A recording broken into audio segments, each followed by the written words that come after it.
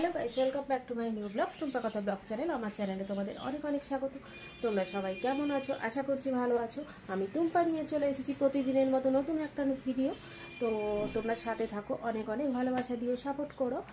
আর হ্যাঁ, ভিডিওগুলোকে স্কিপ করে যেও না, একসহ ভিডিওগুলো দেখো। কিন্তু এইটা আমার রিকোয়েস্ট তোমাদের কাছে, তোমরা যেমনভাবে প্রথম থেকে পাশে আছো, এখনও পাশে থেকো। তোমাদের ভালোবাসায়, তোমাদের আশীর্বাদে, তোমাদের ওপর আশা ভরসা করে, যারা কিনা অপরিচিত না, আমি ছোটবেলা থেকে জেনে এসেছি যে নিজের লোক পাশে থাকে। তো যত বড় হয়েছি, খুব অল্প বয়সের মধ্যে আমার অভিজ্ঞতা আমি তোমাদের সাথে শেয়ার করছি। তো কাছের লোক, পাশের লোক একদমই পাশে থাকিনি আমার।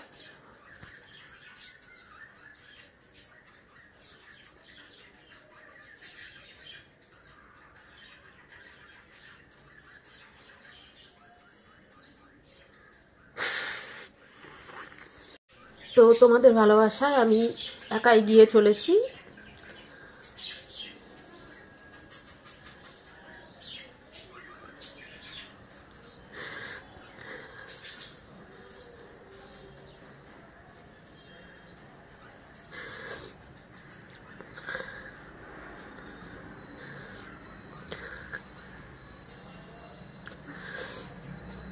তোমাদের কাছে একটা ছোট্ট অভিজ্ঞতা আমি শেয়ার করছি যে আমি আমার ছাদের মধ্যে ভিডিও বানাই। তোমরা সকলেই দেখেছো অনেকে যে ছাদের মধ্যে ম্যাক্সিমাম ভিডিও বানাই। তো ঠান্ডার জন্য আমি ছাদে ভিডিও বানাতে পারছি না। এই রিসেন্ট একটা ঘটনা ঘটেছে, সেটাই তোমাদের সাথে আমি শেয়ার করছি। তো আমার মনে হয়েছে যে আমার আত্মীয় স্বজন বা কেউ আমার নিজের না, তোমরাই আমার নিজের। কারণ তোমরা প্রথম থেকে আমার 0 সাবস্ক্রাইবার থেকে আজকে যে জায়গায় পৌঁছেছো, সেটা আমি সাধারণ ঘরের সাধারণ মানুষ হয়ে আমি মনে করি সেটা আমার কাছে অনেক বড়, অনেক বেশি ভালোবাসা। অনেকটা তোমাদের মানে তোমরা আমাকে দিয়েছো নিঃস্বার্থভাবে। তো তোমাদের কাছে একটা ঘটনা আমি শেয়ার করছি, যেটা আমি মুখ খুলি না, চট করে চুপচাপই থাকি।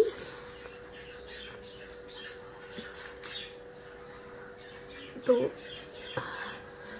আমি ছাদের মধ্যে খালি পায়ে ভিডিও বানাই। তোমরা অনেককে দেখেছো এটা, যে আমার পায়ে কিন্তু কোনো শু থাকে না। অনেক ঠান্ডার মধ্যে আমি ভিডিও বানিয়েছি, অনেকবার স্লিপও করে গেছি। সেটা ক্যামেরার পেছনে, আমি ক্যামেরা অফ করে দিয়েছিলাম। আমি যখন ভিডিও স্টার্ট করি, হ্যাঁ, তো তখনও আমি যে মন্দিরে যাই সেই ঠাকুরের নাম করে স্টার্ট করি। কারণ তোমরা দেখেছো আমার সেকেন্ড কোনো পার্সেল আমার ভিডিওর সময় থাকে না, মানে শ্যুটের সময় থাকে না, সেটা ব্লগিং শ্যুট হোক বা শর্টের সময় হোক আর কি। আমি আবার রিকোয়েস্ট করব আমার দর্শক বন্ধুদের যে কেউ ভিডিওটা স্কিপ করে যেও না, একসহ পুরো ভিডিওটা দেখো। আমি কিছু দরকারি কথা বলছি, এটা কোনো রান্নার ভিডিও না বা কিছু না। আমি কিছু কথা নিয়ে এসেছি ব্লগের মধ্যে। তো আমার প্রতিবেশীরা এতটাই ভালো কি খারাপ আমি জানি না, কারণ আমি অত্যন্ত ছোট্ট মানুষ। তোমরা একটু কমেন্ট করে জানাবে এটা উচিত কি উচিত না। আমি আজকে থেকে দু একদিন আগে বলা ভুল, 15 দিন আগে মতন ভাঙা কাঁচের টুকরো ফেলে রাখতো ছাদের মধ্যে, যাতে আমার পায়ে ফুটে যায়। ওকে, আমি আবার রিপিট করছি তোমাদেরকে, আমি জানি না এই ভিডিওটা কারা দেখবে, সবার কাছে আমি চাই পৌঁছাক। ভাঙা কাঁচের টুকরো রাখতো যাতে আমার পা ফুটে যায়। কারণ অনেকেই জানে আমার ফ্যামিলিতে সেরকম কোনো সাপোর্টেড কেউ নেই, যে আমি যদি কাঁচের টুকরোতে আজকে পাটা কেটে যায় আমি বেরোতে পারবো না মানে আমার চ্যানেলটা পুরো স্টপ হয়ে যাবে, আমি কোনো কাজ করতে পারবো না। আর আমি কাজ না করতে পারলে মায়ের পক্ষে এটা সম্ভব না, মা হচ্ছে সিনিয়র মানুষ। ওকে, তো কাঁচের টুকরো আচ্ছা হয়ে গেল, আমি বাবার নাম করে করেছি, আমার কিন্তু পা একটুও কাটেনি, ঠিক আছে। সেকেন্ড, কদিন আগে দেখলাম জং ধরা ভাঙা পেরেক ফেলে রেখেছি, পেরেক আর কি, ছোট ছোট পেরেক ফেলে রেখেছে। তোমরাই বলো এটা কি ঠিক বা এগুলো কি উচিত?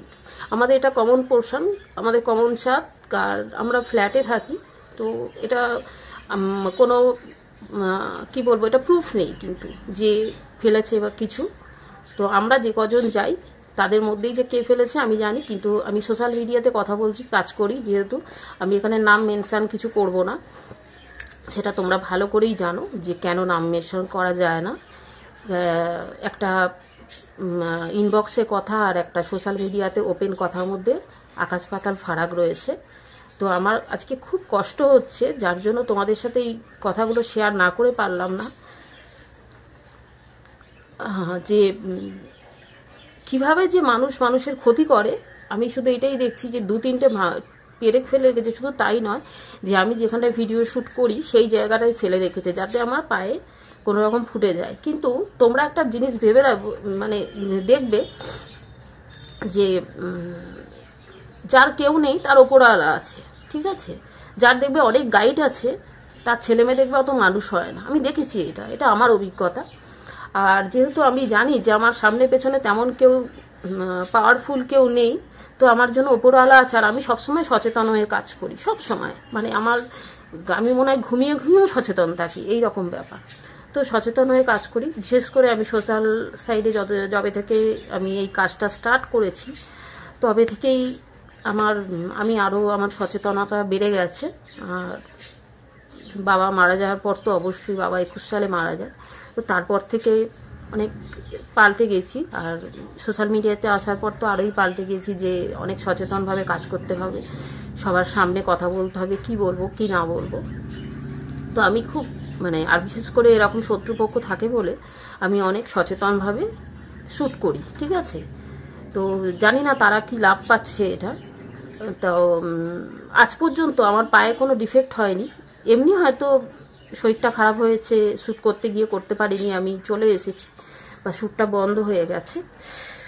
তো এইরকম কোনো ঘটনা ঘটেনি যে এই সব প্রবলেমের জন্য আমার পায়ে কোনো ডিফেক্ট হয়েছে। আজ পর্যন্ত আমার পায়ে কোনো ডিফেক্ট হয়নি। ভগবানের আশীর্বাদে, তোমাদের ভালোবাসায় আজকে আমি এইসব দিক থেকে সুস্থ এবং স্বাভাবিক আছি। তা জানি না তারা কি লাভ হচ্ছে, তাদের কি বেনিফিট, তাদেরও ঘরে সন্তান আছে, ঠিক আছে? তো আমি বলবো না নিজে মুখে যে তারা ভালো কি খারাপ, তোমরাই বলো এগুলো কি করা ঠিক না ভুল। তো এই কথাগুলো বলার জন্য আমি ক্যামেরার সামনে এলাম। তো যাই হোক, যা করবো তোমাদের সাথে শেয়ার করব। অনেক ভালো থেকো। আমি এই জাস্ট কাজকর্মগুলো করলাম, তো মনে হলো তোমাদের সাথে এই কথাগুলো শেয়ার করি, তাই করলাম।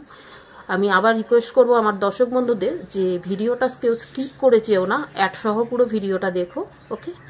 তো চলো, কি করি না করি সবটাই শেয়ার করব। তো বন্ধুরা, আজকে শরীরটাও তেমন ভালো না, শুয়েছিলাম, যার জন্য আর আমি কিছু ভিডিও শেয়ার করতে পারলাম না। তো ভিডিওটা এখানেই শেষ করলাম। তো চলো, আজকের মতো ভিডিওটা এখানে শেষ করছি। টাটা। তোমরা কিন্তু ভালোবাসা দিও, কেউ ভিডিওটা স্কিপ করে যেও না, তোমরা পাশে থেকো, ঠিক আছে?